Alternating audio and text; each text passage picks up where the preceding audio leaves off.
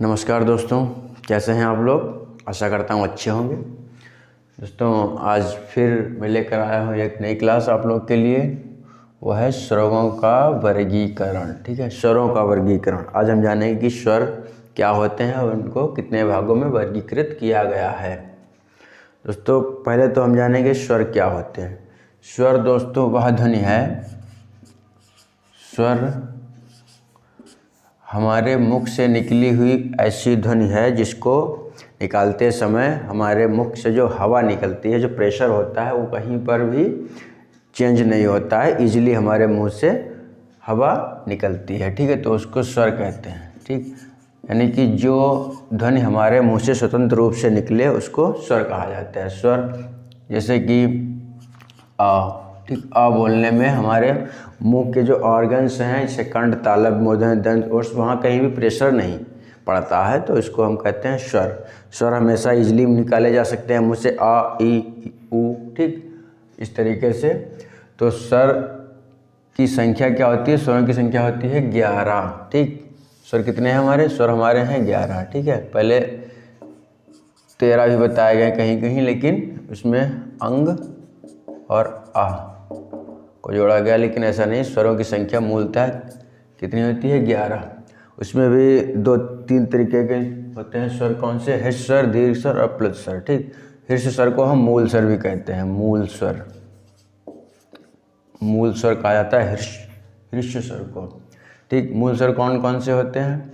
यह हर्ष स्वर, आ, ई, उ, री। ठीक, इसको मात्राओं के आधार पर भी वर्गीकृत किया गया। जैसे कि पहले नंबर तो ये जान लेते हैं स्वरों का वर्गीकरण कितने आधार पर किया गया। नंबर 1 मात्राओं के आधार पर, नंबर 2 मुखाकृति के आधार पर, नंबर 3 जीवा के उत्थापित भाग के आधार पर, नंबर 4 ओष्ठ की स्थिति के आधार पर, नंबर 5 जीवा पेशी के तनाव के आधार पर, नंबर 6 स्थान के आधार पर, यानी उच्चारण स्थान के आधार पर।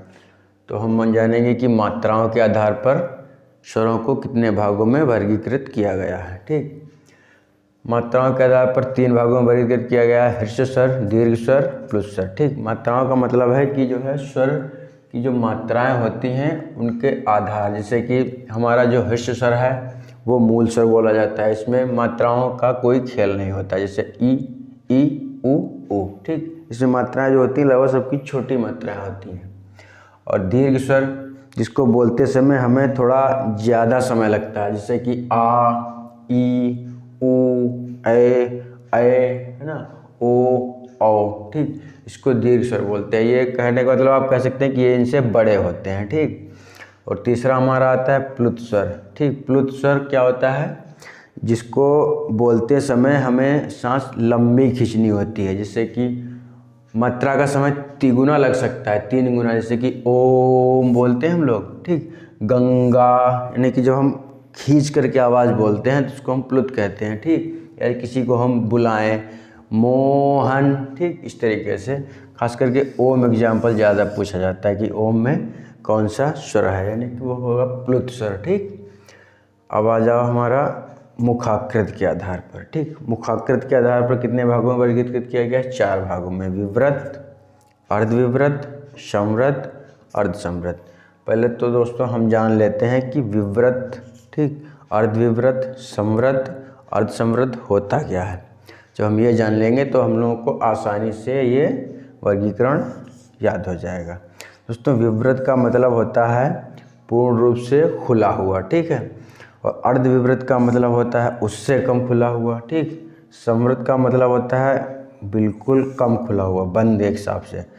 ठीक, और अर्धसंवृत का मतलब होता है इससे थोड़ा खुला हुआ। यानी यहाँ से स्टार्ट करिए। विवृत मतलब पूरा खुला हुआ, अर्धविवृत मतलब उससे कम खुला हुआ, और अर्धसंवृत मतलब उससे कम खुला हुआ, और संवृत मतलब पूरी तरह से बंद या बहुत कम खुला हुआ। ठीक, क्या मुख है ना, लिखा है मुख आकृत। मुख की आकृति कैसी बनती है बोलने पर? जैसे विवृत स्वर बोलिए, आ बोलिए तो आ, है ना, खुल गया मुंह, ज़्यादा खुला, तो ये हमारा हो जाएगा विवृत स्वर। ठीक, अब अर्धविवृत मतलब थोड़ा कम खुला हुआ, ए, ओ, है ना, आ चेंज हो जाता है ना, आ मतलब ज़्यादा खुला हुआ, और अर्धविवृत में ए, ओ, यानी थोड़ा कम खुला हुआ, लेकिन खुलता है ए, ओ, है ना। तो अर्धविवृत में हमारा हो गया अ और औ, ठीक। अब आ जाइए अर्धसंवृत, ठीक। अर्धसंवृत मतलब अ ओ, ठीक, अ ओ, यानी कि इससे कम खुला हुआ है ना। इसमें ज़्यादा खुलता है ना अ, इसमें कम खुलता है अ, इसमें ज़्यादा खुलता है ओ, इसमें उससे कम खुलता है ओ, ठीक। और संवृत मतलब बिल्कुल कम खुला हुआ, यानी कि ई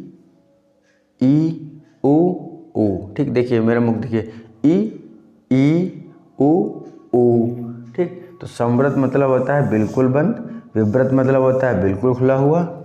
इसको फिर से देख के याद करते हैं। संवृत, ठीक, संवृत मतलब बिल्कुल बंद, ठीक, बिल्कुल बंद, ठीक। और अर्धसंवृत मतलब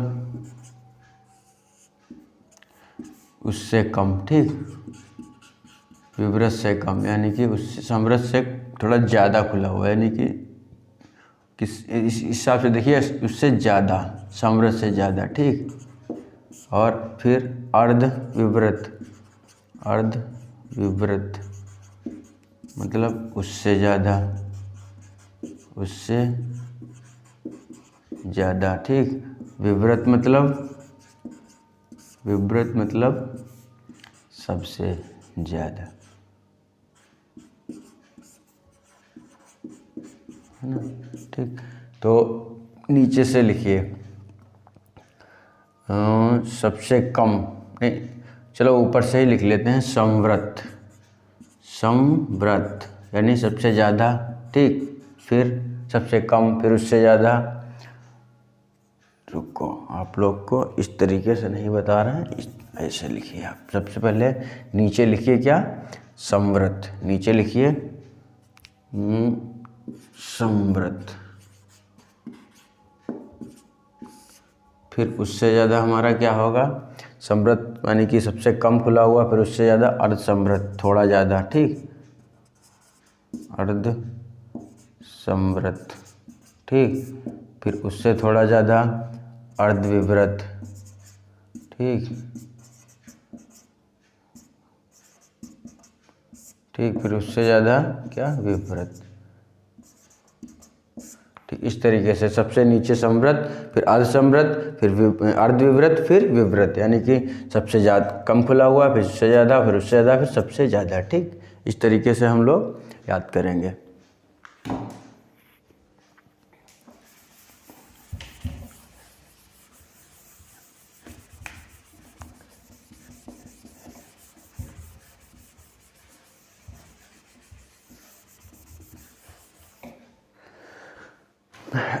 तो ये हो गया मुखाकृत के आधार पर, ठीक है।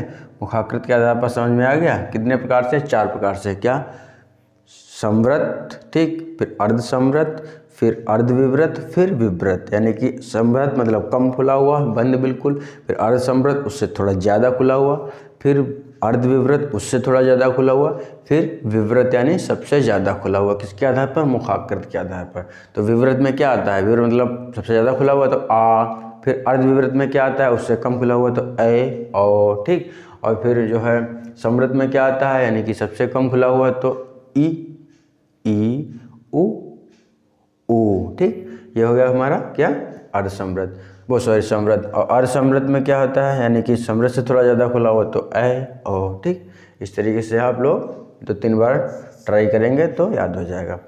अब आ जाइए जीवा के आधार पर, यानी जीवा के उत्थापित भाग के आधार पर, मतलब जीवा का ऊंचा वाला भाग है, मतलब ऊंचाई वाला, उसके आधार पर जीव कितने प्रकार से उठती है, ठीक।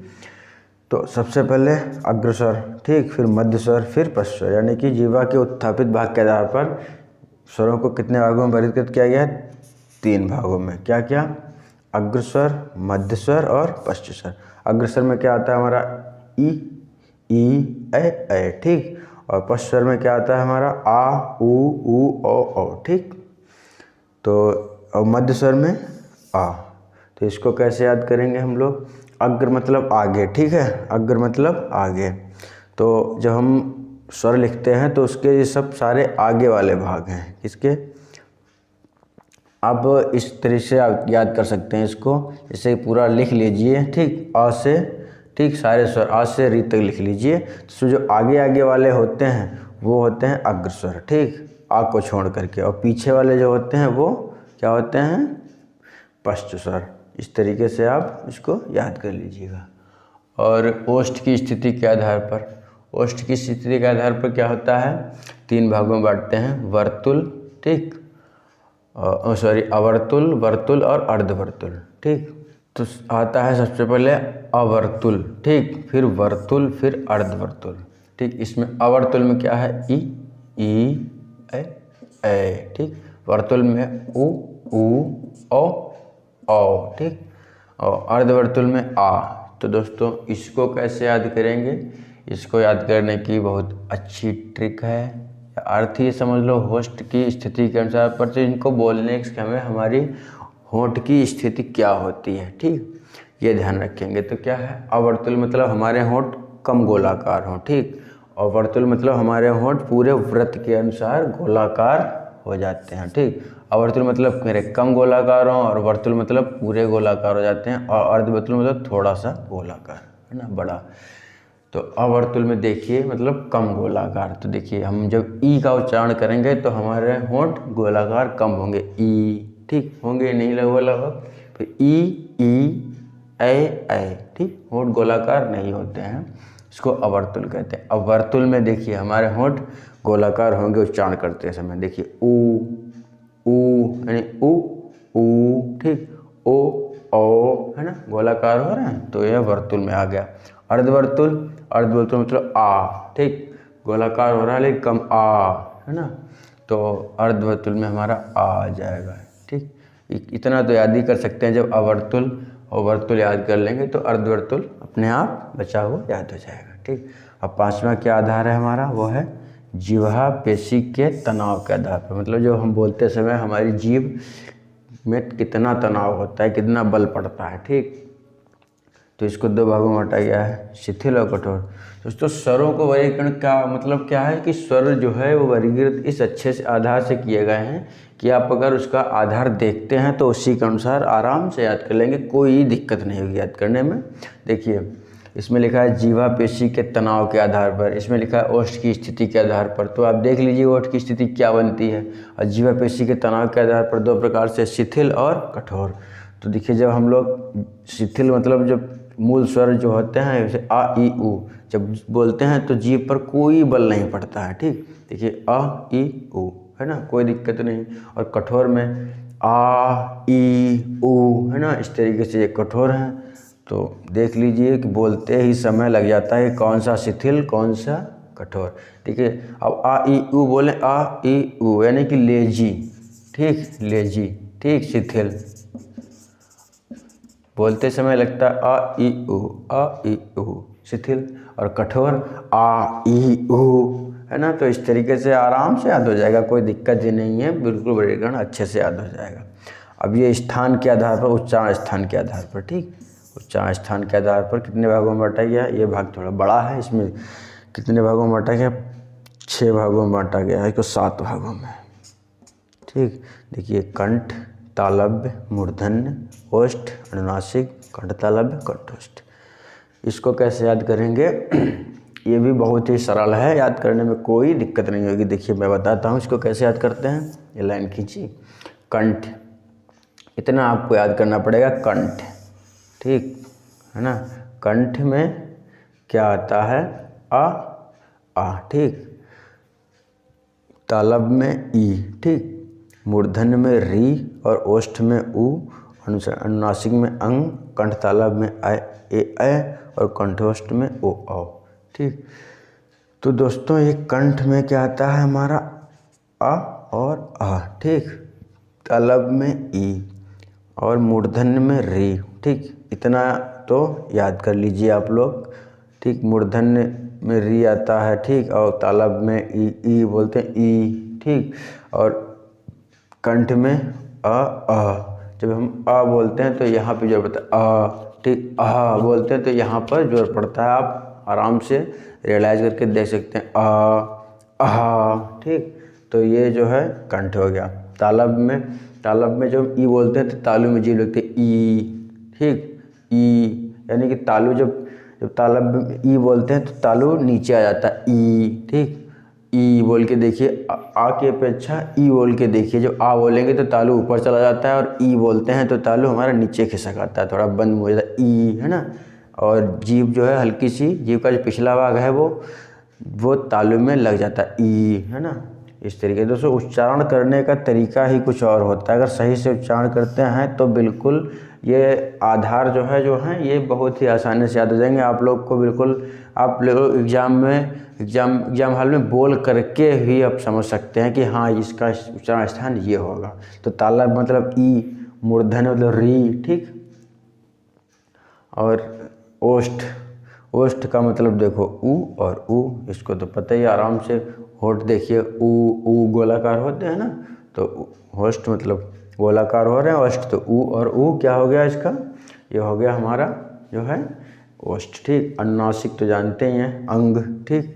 और कंठ तालब और कंठोष्ठ ये हम आप लोग को अच्छे से बता देंगे। देखिए कंठ ये हमारा, ठीक, कंठ मतलब आ है, तो हमारा आय किससे बना है, आ प्लस ई से, यानी कि आ प्लस ई से, ठीक। तो आ हमारा क्या है, कंठ, ठीक, और ई हमारे क्या है, तालव्य, ठीक। तो दोनों मिलाकर क्या हो गया, कंठ तालव्य, बस इजी। अब इसी तरह से कंठोष्ठ देख लीजिए, कंठ हमारा क्या है, आ, और ओष्ठ में क्या हमारा आता है, ऊ, है ना। तो आ प्लस ऊ मिलकर क्या बनाते हैं, ओ, ठीक। तो ये हो गया कि हमारा कंठोष्ठ, कंठ प्लस ओष्ठ, कहाँ गया, ओष्ठ, ठीक। यानी कंठ प्लस ओष्ठ, ठीक। ये हो गया हमारा कंठोष्ठ, ठीक, कंठोष्ठ हो गया। तो आराम से याद हो गया। कंठ याद रखिए, कंठ क्या है, आ कंठ में आता है, उससे आपके कंठ तालव्य और कंठोष्ठ बन जाएंगे, ठीक। और ये तालव्य, कंठ तालव्य याद करने से कंठ याद कर लीजिए, तालव्य अलग से याद कर लीजिए, दोनों आपके आराम से बन जाएंगे। अनुनासिक तो जानते ही अंग होता है, ठीक। अनुस्वार अनुनासिक, ठीक, अनुस्वार मतलब अनुनासिक, ठीक। तो ये तुम्हारा ओष्ठ में ऊ ओंठ के आधार पर, ठीक, ओंठ के बनावट के आधार पर याद कर सकते हैं। तो ये हमारा हो गया क्या, पूरा का पूरा उच्चारण मात्राओं के आधार पर, ठीक। हर्ष स्वर, दीर्घ स्वर, मूल स्वर, ये कम टाइम लगता है, कम मात्रा, ये उससे बड़ी मात्रा, ये सबसे बड़ी मात्रा, ठीक। फिर मुखाकृत के आधार पर विव्रत यानी कि सबसे ओपन, ठीक, अर्धसंवृत उससे कम खुला हुआ, ठीक। फिर अर्धविवृत उससे कम खुला हुआ, अर्धसंवृत उससे कम खुला हुआ, संवृत बिल्कुल कम खुला हुआ, ठीक। या ऐसे संवृत बिल्कुल बंद, अर्धसंवृत उससे थोड़ा ज़्यादा, अर्धविवृत उससे ज़्यादा, और विवृत पूरा खुला हुआ। जीवा के उत्थापित भाग के आधार पर अग्रस्वर, मध्यस्वर, पश्चस्वर, ठीक, मध्यस्वर, पश्चस्वर, ठीक है। तो ये पीछे वाले जो हैं वो पश्चस्वर हैं और आगे वाले सब अग्रस्वर हैं, ठीक। अब दोस्तों स्वर के बारे में थोड़ा जान लेते हैं। तो वर्गीकरण के बारे में जान लिए, अब थोड़ा आगे चल के स्वर के बारे में भी जान लेते हैं। स्वर दोस्तों, स्वरों की संख्या तो 11 होती है, लेकिन मात्राएं स्वरों की 10 ही होती हैं, ठीक। कौन कौन सी मात्राएं 10 होती हैं, देखिए आ की कोई मात्रा नहीं होती है, आ, देखो यहाँ से देख लेते हैं, इसकी मात्रा होती है, इसकी मात्रा होती है, यहाँ लिख लेते हैं, इसकी मात्रा होती है ये, ठीक, इसकी मात्रा होती है ये, इसकी मात्रा होती है ये, इसकी मात्रा होती है ये, इसकी मात्रा होती है ये, इसकी मात्रा होती है ये, इसकी मात्रा एक ही होती है ये, इसकी मात्रा होती है इसकी इस तरीके से ये, इसकी वो, इसकी वो, ठीक। तो 1 2 3 4 5 6 7 8 9 10, ठीक, 10 मात्रा होंगे। तो कहा जाए कि स्वरों की संख्या कितनी होती है, 11 मात्राएं कितनी होती हैं, 10 किसकी मात्रा छूट जाती है, इसकी मात्रा, आ की कोई मात्रा नहीं होती, ठीक। और स्वर, ये जो शीर्ष स्वर हैं इनको मूल स्वर भी कहते हैं, ठीक है, ये मूल स्वर होते हैं। और स्वरों को बोलने के समय कोई भी मतलब जो है हवा हमारे मुख से जो होती है वो स्वतंत्रता से निकल जाती है, आसानी से, कोई रगड़ नहीं खाती है, कोई प्रेशर नहीं पड़ता है। तो कह सकते हैं कि वह ध्वनि जो हमारे मुख से स्वतंत्र रूप से निकलती है वो स्वर कहलाते हैं। जब हम स्वर बोलते हैं तो वो स्वतंत्र रूप से ही बोलेंगे। अगर किसी भी व्यंजन या किसी भी अन्य शब्द की अन्य वर्ण की ज़रूरत नहीं पड़ती है, उसको हम स्वर कहते हैं। और बच्चा भी बचपन में जब 6-7 महीने का होता है तो स्वर ही निकालता है। लोग कहते नहीं बच्चा माँ कहता है, तो ऐसा कुछ नहीं, बच्चा माँ नहीं बोल सकता, क्योंकि माँ बोलने के लिए हमारे यहाँ से लेकर के जीवा होश तक पूरा परिपक्व होना चाहिए ऑर्गन्स। तो बच्चा पहले बचपन में आ ई ऐसे ऊ करता है तो वो स्वर ही बोलता है, क्योंकि व्यंजन बोल ही नहीं सकता। व्यंजन बोलने के लिए जो है स्वरों की सहायता होती है, और हमारा जो है ये ऑर्गन्स कंठ तालव्य मूर्धन्य दंत ओष्ठ सारे जो है कंप्लीट होने चाहिए। ठीक है, तो ये हो गया हमारा स्वरों का वर्गीकरण। ठीक है दोस्तों, अगर क्लास पसंद आई हो तो लाइक, वही बात, लाइक और शेयर करें। ठीक है, और चैनल को सब्सक्राइब करें, बेल आइकन को ज़रूर दबा दें, क्योंकि जिससे आपको नोटिफिकेशन प्राप्त हो जाएगा, और हमारी अगली क्लास जो रहेगी वो आपको बताया जाएगा कि कौन सी क्लास होगी। लेकिन जल्द ही कल ही नई क्लास लेकर के आऊँगा। डेली अब एक क्लास होगी हमारी, और हिंदी का पूरा सिलेबस ख़त्म किया जाएगा टॉपिक टू टॉपिक। ठीक है, उसमें ऐसा नहीं है कि यहाँ से उठाकर ये पढ़ा दिया, वहाँ से ये पढ़ा दिया, वहाँ से ये पढ़ा दिया, सारे टॉपिक क्लियर किए जाएंगे, बिल्कुल किसी भी प्रकार की कोई दिक्कत नहीं। अगर आप पूरी क्लासेस, सारी क्लासेस देखते हैं चैनल सब्सक्राइब करके, तो हिंदी की चाहे नालंदा हो, चाहे आदित्य हो, ठीक है, कोई भी बुक हो, चाहे वैजयंती त्रिपाठी की हो, सारी की सारी बुक से आप लोगों को मैटर निकाल के दिया जाएगा। अच्छे से प्रैक्टिस भी कराएंगे हम। तो ठीक है दोस्तों, मिलते हैं फिर अगली क्लास में एक नए वर्गीकरण या नए टॉपिक के साथ। Okay, thanks.